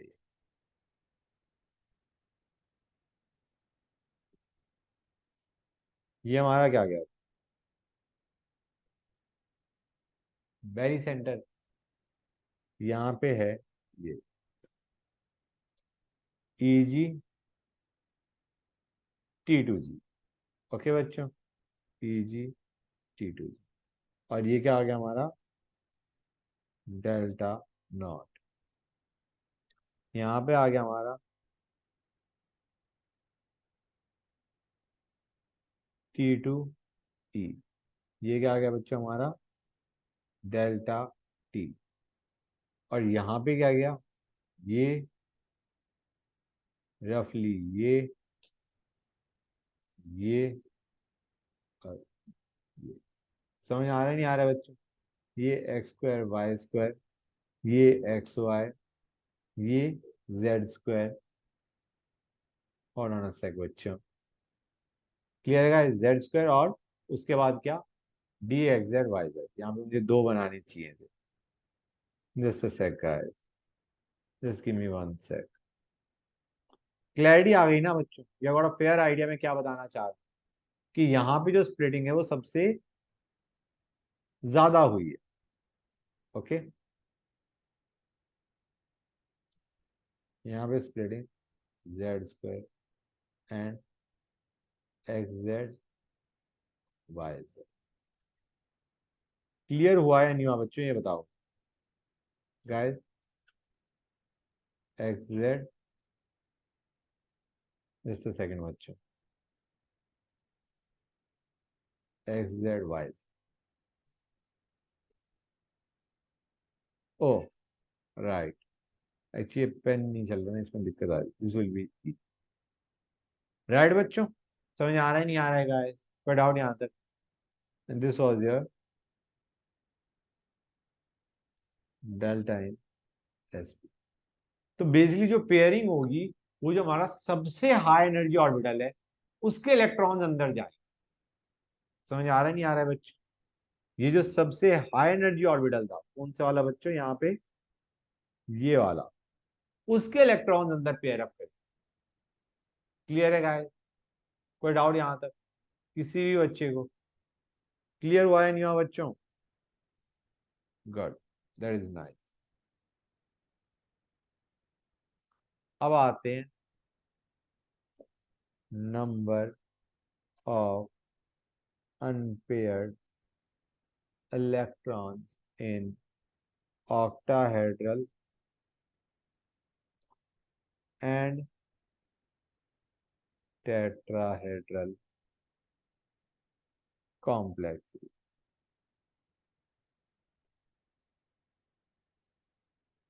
ठीक है ना बच्चों? D1 में कितने अनपेयर्ड इलेक्ट्रॉन्स होंगे? पहले आ रहे हैं हम किस पे? Octahedral complex.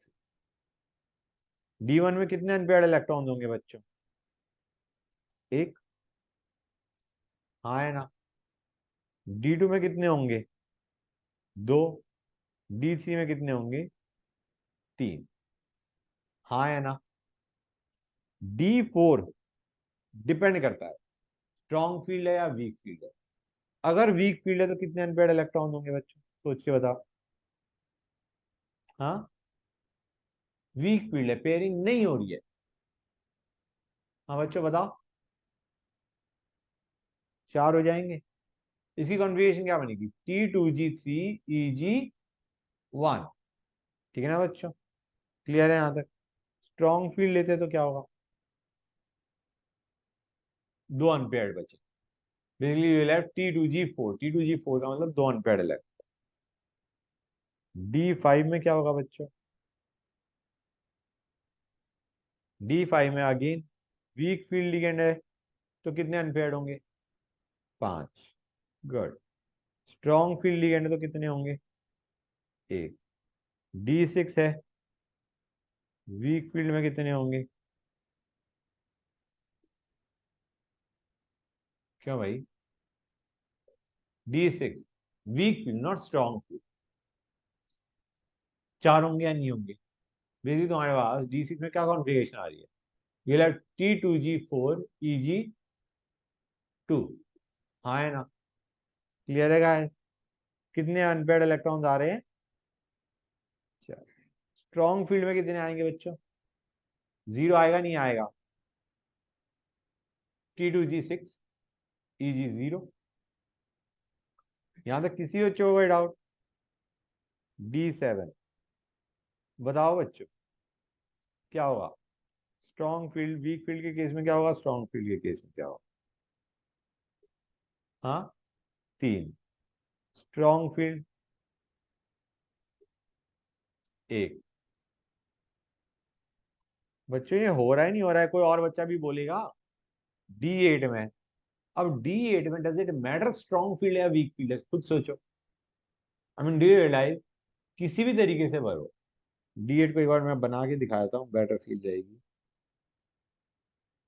ये था हमारे पास ऑक्टाहेड्रल में, हाँ है ना बच्चों?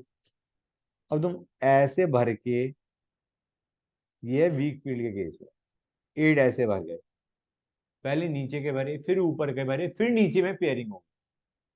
ऐसे करो, या पहले नीचे के आधे भरो, पूरे भरो, और फिर ऊपर जाओ। D8 में it does not matter whether you have got a strong field और वीक फील्ड लिया। तो D8 में हमेशा क्या आएगी? कितने अनपेयर्ड इलेक्ट्रॉन्स आने वाले हैं? दो। गुड। D9 में एक। D10 में तीन। समझे या नहीं समझे गाइस? कोई डाउट यहाँ तक? अरे अनपेयर्ड इलेक्ट्रॉन हमें कहाँ पे हेल्प करने वाले? Magnetic moment. समझ आ रहा है नहीं आ रहा है बच्चों?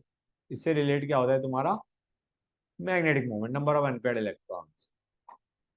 अभी हमने देखा था ऑक्टाहेड्रल कॉम्प्लेक्सेस के लिए, अब देखते हैं टेट्राहेड्रल कॉम्प्लेक्सेस के लिए। टेट्राहेड्रल कॉम्प्लेक्स D1 में बच्चों 1, D1 D2 D3 में तो कोई दिक्कत आएगी नहीं, D1 D2 2 D3 D3 में ही आ जाएगी बल्कि। अब यहाँ पे रियलाइज करो, यहाँ पे तुम्हारा मैंने क्या बताया था, पेयरिंग नहीं होती। तो D3 का मतलब क्या हो गया, पहले तुम्हारा किस में भरे थे बच्चों, ई में भरे थे, E1 T2 0, E2 T2 0। अब क्या बनेगा बच्चों, क्या तुम E3 करोगे या E2 T2 1 करोगे, E2 T2 1 करोगे, there will be no pairing. समझ में आ रहा है नहीं आ रहा है बच्चों, कि इस टेट्राहेड्रल में स्प्लिटिंग एनर्जी बहुत कम है, देयर इज नो पेयरिंग। तुम्हारे पास क्या बनेगा, E2 T2 1, तो 3 अनपेयर। D4 में क्या बनेगा बच्चों, D5 में क्या बनेगा बच्चों, 5। नॉर्मल पैटर्न चल रहा है, स्प्लिटिंग तो हुई लेकिन बहुत ज्यादा स्प्लिटिंग नहीं हुई, नॉर्मल पैटर्न पे चलता जाएगा। D6 में, होल्ड ऑन, D6 में बच्चों 4, D7 में 3, D8 में 2, D9 में 1, D10 में 3। समझ में आया या नहीं आएगा, बताओ मुझे बच्चों, क्लैरिटी आई या नहीं आई। मतलब हमने टेट्राहेड्रल कॉम्प्लेक्सेस के अंदर कोई पेयरिंग नहीं सोची, राइट, क्योंकि तुम्हारी स्प्लिटिंग एनर्जी बहुत कम। किसी बच्चों को कोई डाउट यहाँ तक, ऑनलाइन वाले बच्चों, somebody respond with a yes sir, कि हाँ कोई डाउट नहीं है। Yes, sir. Okay, now let us go on to factors affecting magnitude of orbital splitting energy।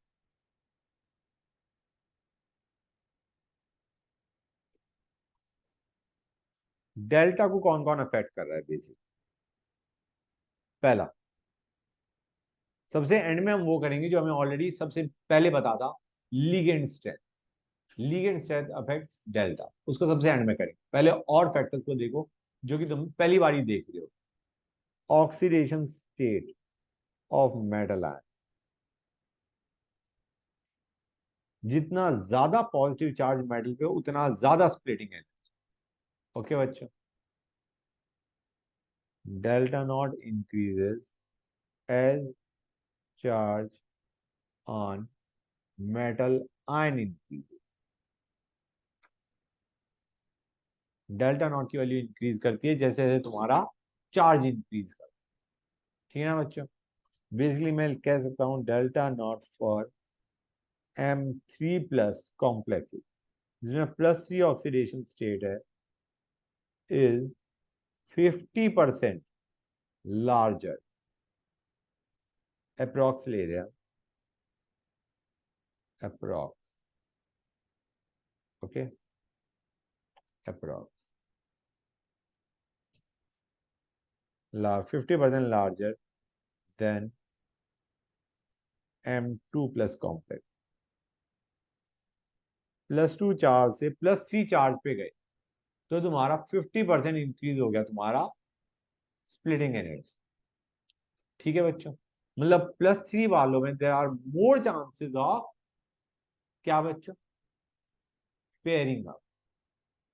मतलब एक तरीके से लो स्पिन कॉम्प्लेक्सेस बनने के चांसेस हायर ऑक्सीडेशन स्टेट में ज्यादा है, लो स्पिन कॉम्प्लेक्सेस बनने के, D2sp3 बनने के। समझ आ रहा है नहीं आ रहा है बच्चों, D2sp3 बनने के चांसेस ज्यादा हैं अगर more is the charge on metal ion.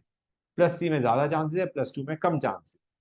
That does help guys. कई बार क्या होता है, ऐसी चीजें आती हैं विच लुक लाइक, यार ये तो रटने का क्वेश्चन था, वो रटने के बजाय थोड़ा बहुत you could have gone in the correct direction. अगर तुम्हें ये पता होता ज्यादा चार्ज मतलब लो स्पिन कॉम्प्लेक्स बन, समझ आ रहा है नहीं आ रहा है बच्चे? कोई डाउट यहाँ? Good. Nature of metal, type of metal पे भी डिपेंड करता है। नेचर ऑफ मेटल, मैंने तुम्हें बताया था 3D वाले कम बनाते हैं, 4D और 5D के अंदर as we go down in the transition series तुम्हारा क्या बनने की टेंडेंसी बढ़ जाती है, लो स्पिन बनने के चांसेस ज्यादा बढ़ जाते हैं। आए ना बच्चे, मैंने तुम्हें प्लेटिनम का केस करवाया था, प्लेटिनम पैलेडियम, इनमें ज्यादा तुम्हारे लो स्पिन बनते हैं। जब हम वीबीडी कर रहे थे हमने देखा था कि क्लोरीन के साथ भी वो क्या बना रहा है, लो स्पिन कॉम्प्लेक्सेस बना रहा है। समझ आ रहा है नहीं आ रहा है बच्चे? तो वही मैं लिख रहा हूं, as we move from 3D to 4D to 5D, delta not in, delta not बढ़ जाता, ठीक है ना बच्चों? And so does the tendency to form low spin complexes.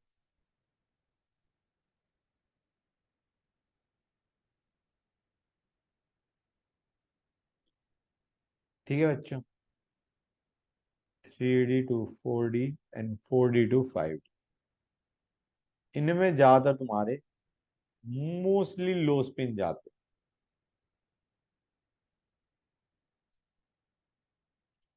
ठीक है ना बच्चों? तो उनकी भी हमने एक स्पेक्ट्रोकेमिकल सीरीज बना दी। ओके, मेटल्स की भी हमने क्या बना दी, स्पेक्ट्रोकेमिकल सीरीज। अप्रोक्सीमेट ऑर्डर हमारा क्या है, Mn2+, Ni2+, CO2+, Fe2+, V2+, Fe3+। अब +3 आ गया, +3 की तुम्हारा क्या होता है बच्चों, उसमें स्प्लिटिंग एनर्जी ज्यादा आती है। मोर is the charge on ion, metal ion, more is the splitting energy. समझ में आ रहा नहीं आ रहा बच्चों? CO3+, Mn3+, MO3+, RH3+, Ru3+, PD4+, IR3+, PT4+। That is what you gate, this is the order. तुम रियलाइज करोगे कुछ केसेस हमने देखी भी थी यार, वो NiNH3 का एक कॉम्बिनेशन नहीं याद आ रहा है तुम्हें? NiNH3 के साथ मैंने तुम्हें बताया था कि NH3 doesn't behave like a strong ligand, it doesn't behave, normally it is strong, NH3 is at the border line of border average और स्ट्रॉन्ग के बीच में लाई करता है, और मोस्टली हम उसे स्ट्रॉन्ग मानते हैं। लेकिन Ni2+ था उसमें, NiNH3 6 2+, और मैंने बताया था उसके अंदर तुम्हारा NH3 behaves as a weak ligand. उसमें Ni का भी कॉन्ट्रीब्यूशन, निकल +2 में बैठा है, IR3+ बेटा। हाँ, कुछ 3+, कुछ 4+। ठीक है ना बेटा? This is the order. कोई डाउट यहां तक बच्चों? नेक्स्ट, और किस पे डिपेंड करता है? हमने देख लिया मेटल के चार्ज पे डिपेंड करता है, टाइप ऑफ मेटल पे डिपेंड करता है, नेक्स्ट ज्योमेट्री पे डिपेंड करता है, geometry of coordination entity. Obvious सी बात है, स्क्वायर प्लेनर है तो डेल्टा ज्यादा होगा, ऑक्टाहेड्रल कम होगा, और टेट्राहेड्रल में इतना कम होगा कि वो उसमें पेयरिंग होगी ही नहीं। समझ आ रहा है नहीं आ रहा है बच्चों? For same combination of metal and ligand. ठीक है ना बच्चों?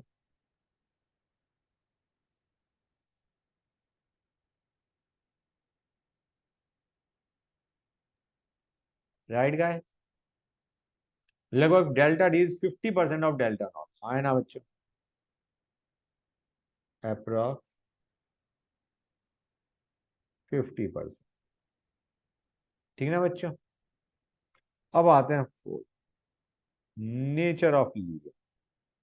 नेचर ऑफ लिगेंड बच्चों, भाई स्ट्रॉन्ग फील्ड लिगेंड है तो डेल्टा ज्यादा होगा,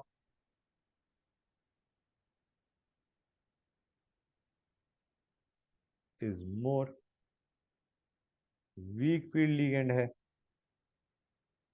तो डेल्टा इज लेस। हाँ है ना बच्चों, स्पेक्ट्रोकेमिकल सीरीज को रेफर करा जा सकता है, स्पेक्ट्रोकेमिकल सीरीज, ये तो हमने पहले ही कर ली थी। हाँ है ना बच्चों, स्पेक्ट्रोकेमिकल